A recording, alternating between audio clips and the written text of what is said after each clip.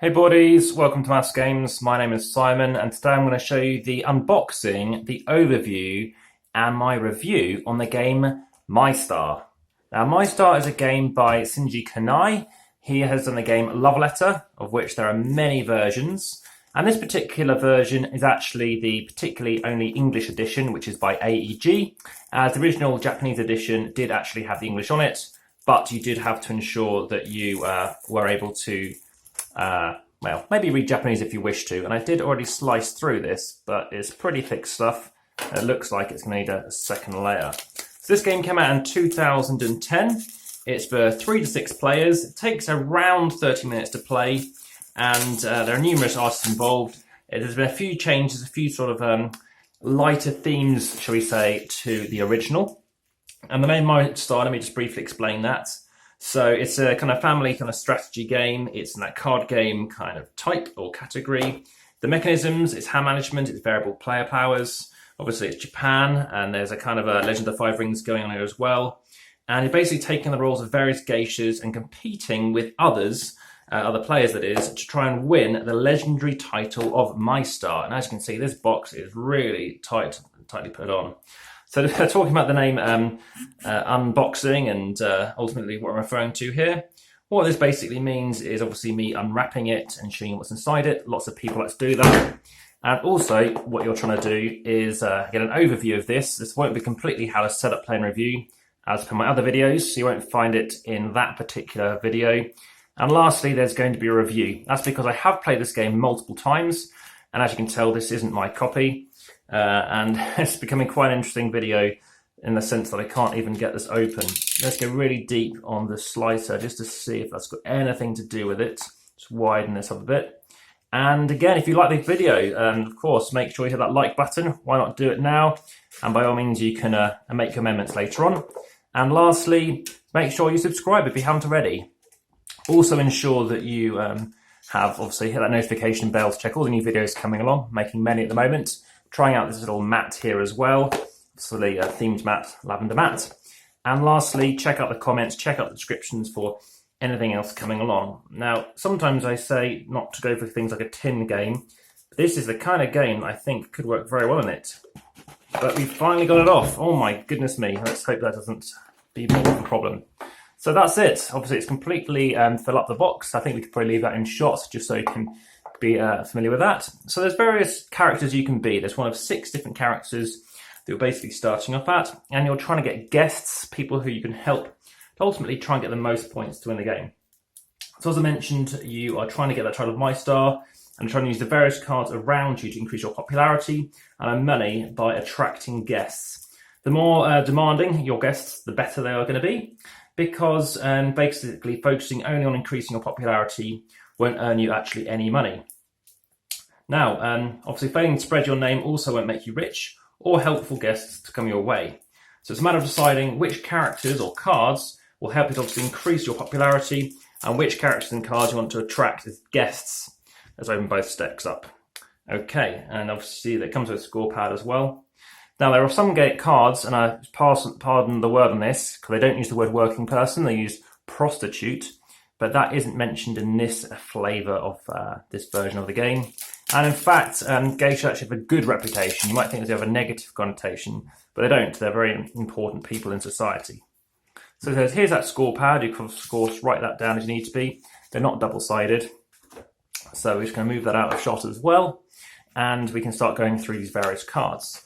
So we have various things. You could hire an actor. You could be also hiring, so these come quite a thick card, like a 310 GSM weighting, not quite an ivory. And we have a scholar here. So I'll talk to you about what these represent in a moment. As I said, various colours. So you have a courtier. And let's start talking about some of these actions you can do on these cards. So you play one extra guest of the same colour as this card, provided the requirement is met, its effect happens normally. And again, there's a few of those courtiers in play. We have got the daimyo, so add all of your advertisers of the same colour as their guest or guests, and that's an effect. Otherwise, so add all your advertisers of the same colour as this card or guests as guests. This effect doesn't happen. You can take an additional turn with the doctor. You also have the Okasan, so you take one advertisement action, so of course there's a few of them. Got the merchant, target player draws 2 cards. We have the samurai, take the newest guest from the target player and add it to your guest. And where you won't necessarily know what that means, of course, at this moment in time. When targeted by an effect of another card, discard this card from your guest area to prevent the effect. Okay, so they're just some of the things with the card. Ultimately, what you'll be familiar with is various things. You could be drawing more of these various types, which I'll talk about in a moment. You have some more run-in cards here, the emissary. Take the newest advertiser from a target player and add to your advertisers. Again, advertising can be good. It can be generating you some resources. Here you have a sumo wrestler. Look at a target player's hand and discard 1 card of your choice.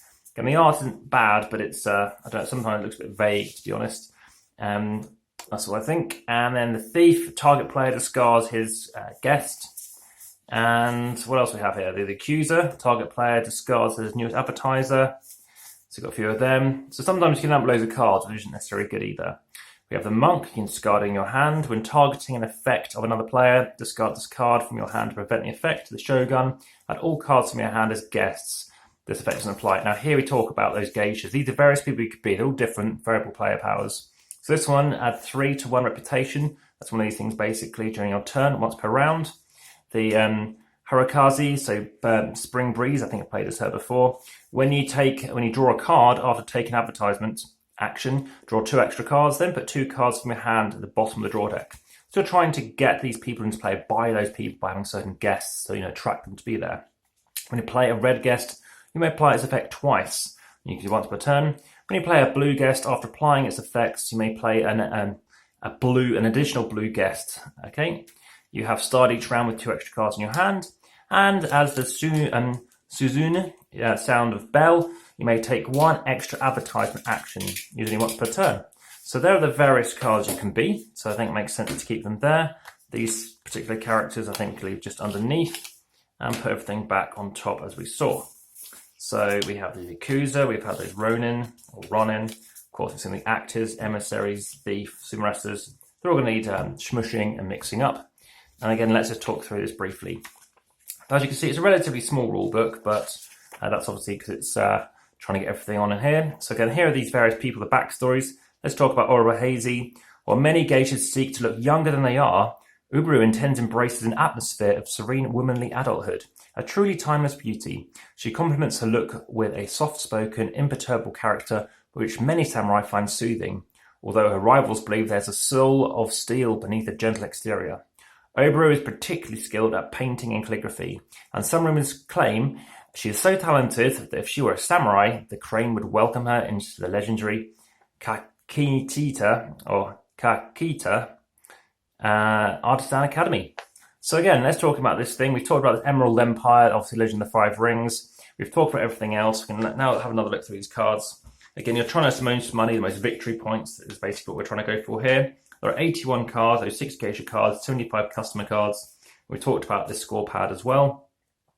So you're randomly going to determine who goes first. That player chooses one of the 6 geishas to place, and the other players are basically going to choose one of the remaining geishas in counterclockwise order.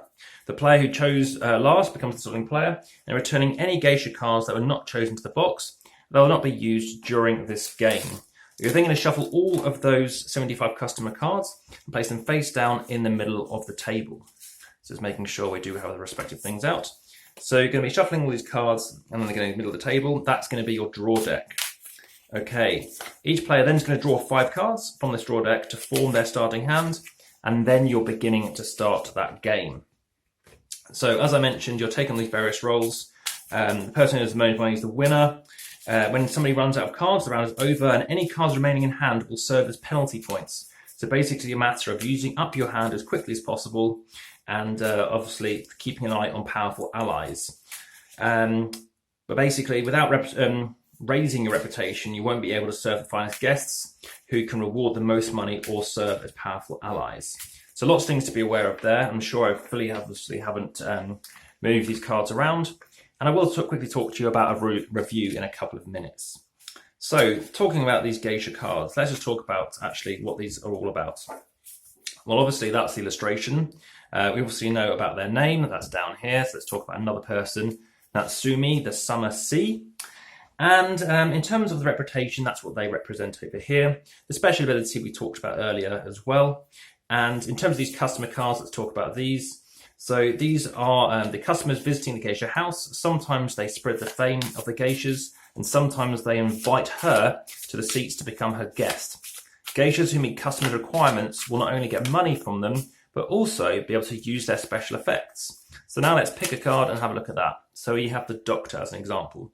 Of course, that is our doctor. We have the name, basically, of course, that's what he is, he's the doctor. And the requirement. So the requirement, what we're referring to here, is this. I'll talk about that in some moment.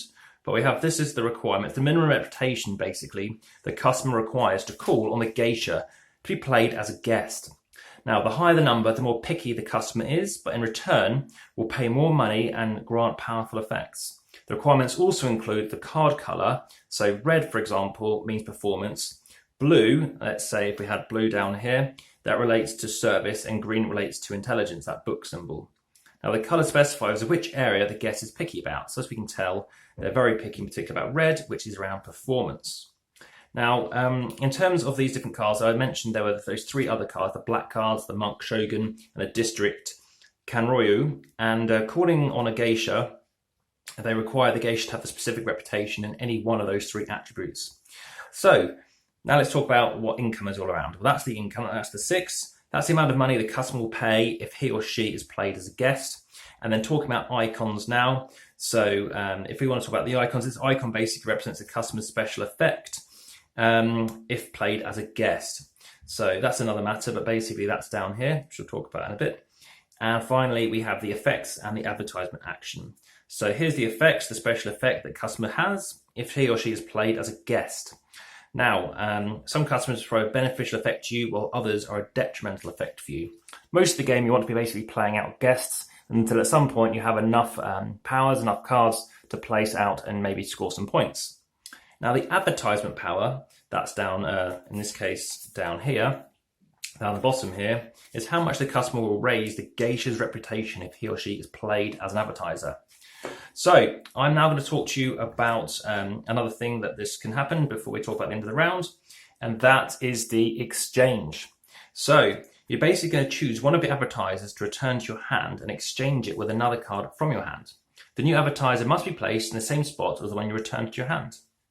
And then the searching, so you're going to draw one card from the draw deck. Generally, it's better to take an advertisement action. There are rare cases where, in fact, increasing the number of cards in your hand is beneficial. After you've taken your action and any special effects have been resolved, the next player clockwise takes a turn.